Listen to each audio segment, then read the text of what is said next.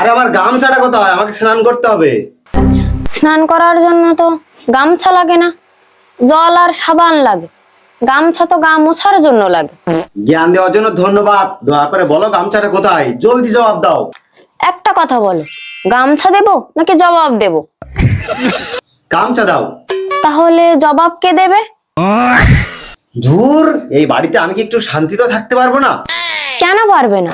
এটা তো তোমারও বাড়ি, এজন্যই তো তোমাকে আমি থাকতে দিয়েছি। তোমার উপকারের কথা আমি জীবন ভর মনে রাখবো। এখন গামছাটা দাও, আমার হাতে সময় খুবই কম। ও গো, ওরকম কথা বলো না। তোমার সময় শেষ হয়ে আসলে আমার স্মৃতির সিঁদুরের কি হবে? আরে মরণবা কথা বলছি নাকি? তাই অফিসে জরুরি মিটিং আছে, তুমি গামছাটা দাও, আমি বাথরুমে যাই। কিন্তু বাথরুমে কিসের মিটিং? মিটিং অফিসে, মিটিং বাথরুমে নয়। তোমায় মিটিং নিয়ে চিন্তা করতে হবে না। আমার তো মিটিং নিয়ে চিন্তা নেই, আমার তো দোকান থেকে আলু কেনা নিয়ে চিন্তা। ঠিক আছে, আলু আমি ফেরার পথে নিয়ে আসবো, তুমি এখন গামছাটা দাও। সেদ্ধ আলু আনবে নাকি কাঁচা আলু? সেটা তুমি ফোনে বলে দিও। কিন্তু আলুকে কোন নাম্বারে ফোন দেব?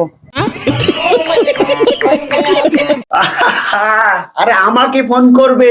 তুমি তো আমার সামনে আসো, তাহলে ফোন কেন করব?